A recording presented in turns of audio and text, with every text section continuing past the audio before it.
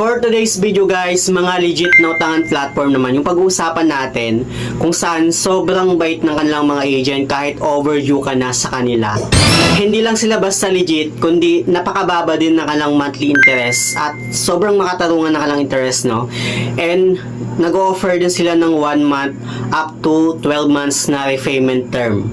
Kaya naman kung interesado ka dito sa apat na utangan platform na pag-uusapan natin ngayon, keep on watching.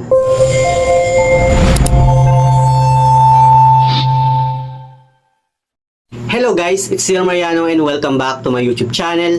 At kung hindi ka pa nakapag-subscribe sa aking channel, please subscribe dahil palagi ako nag-share ng mga experience ko at nag-review ng mga OLA or online lending platform kung legit ba o hindi dito sa ating channel.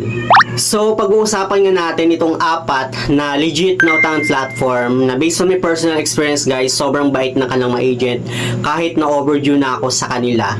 Pero bago natin simulan itong topic natin ngayon, gusto ko lang sabihin sa inyo na hindi po ako sponsor nitong apat na legit na utangan platform na babanggitin ko dito sa ating topic ngayon.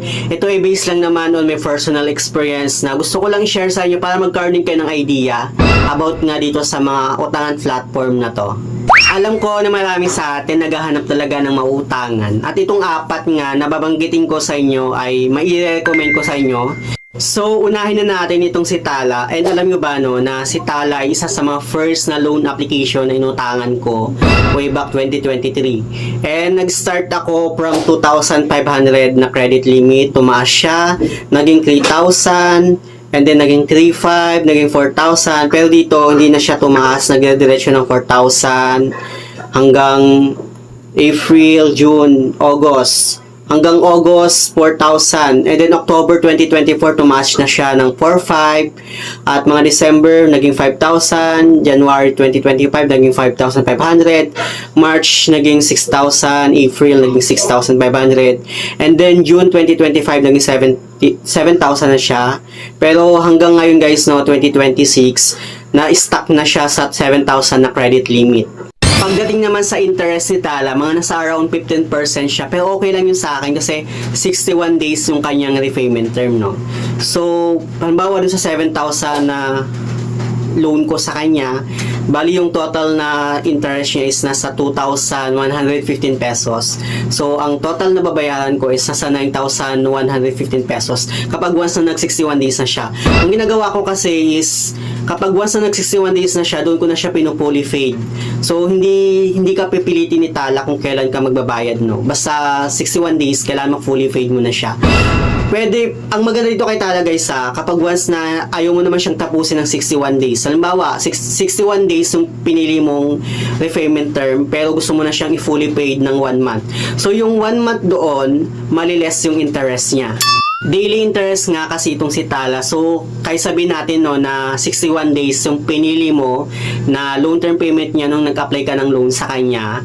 Pero pinuli fade mo na agad siya ng 1 week. Hindi mo na tinapos yung 61 days. So, yung 1 week lang na interest niya, yung babayaran mo. At maliles nga yung 61 days na interest niya. Unlike kasi sa ibang mga loan app na kahit sabihin na natin na sobrang advance payment natin sa kanila, nakapix na talaga yung interest. Pero dito kay Tala, kapag mas na mag-advance payment tayo, maliles yung interest natin ng 61 days. Anyway, dito kay Tala, na-late ako ng payments sa kanya, January.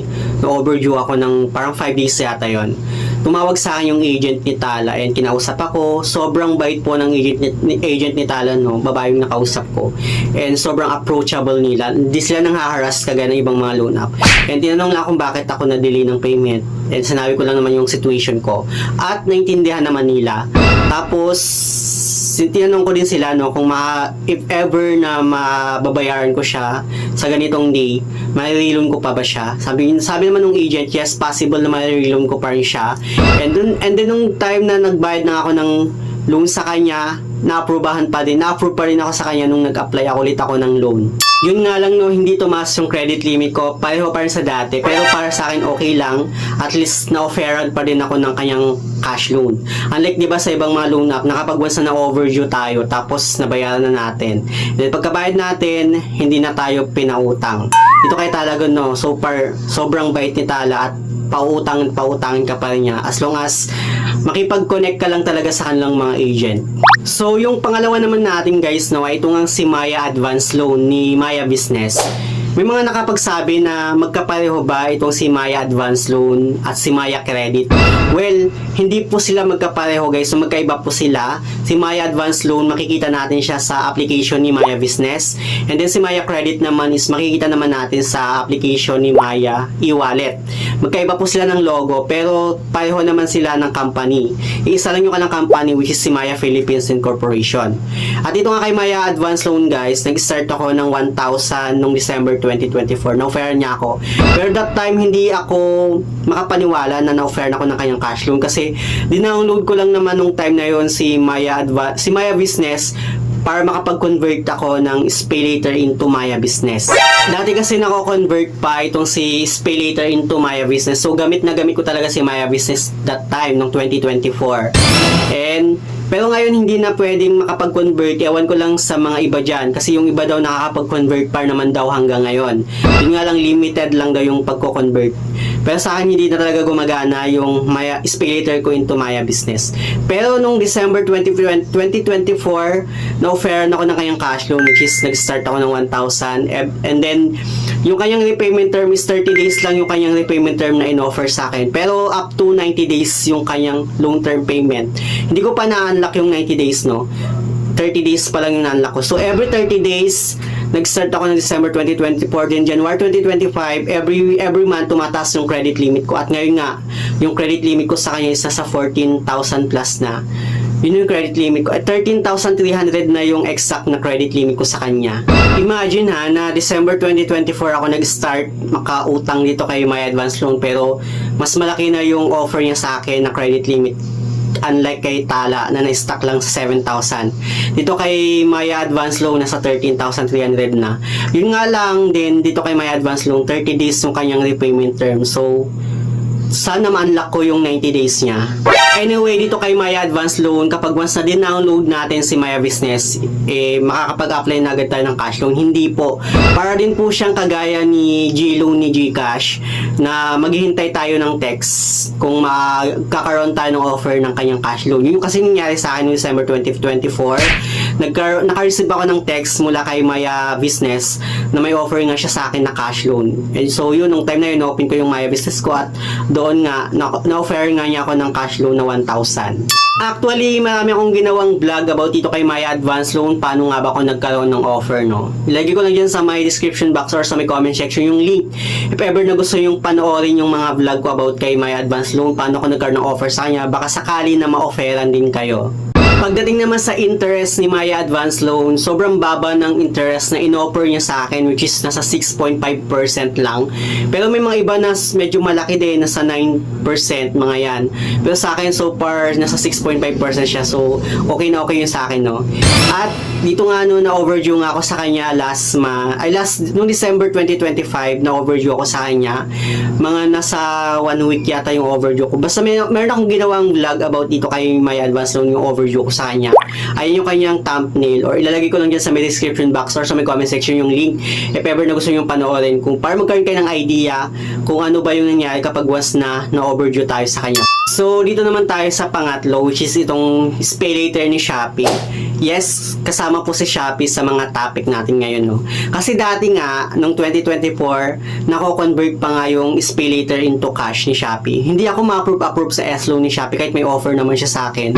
Pero yung SpayLater ko, tumataas ng credit limit ko sa kanya at nasa 21,000 na yung credit limit ko. At every month ko siyang binabayaran. So far okay talaga sa akin itong si Shopee SpayLater kasi nagagamit ko talaga siya, lalo na sa mga groceries ko. Nung time nga na hindi ako makapag-convert na ng SpayLater into cash.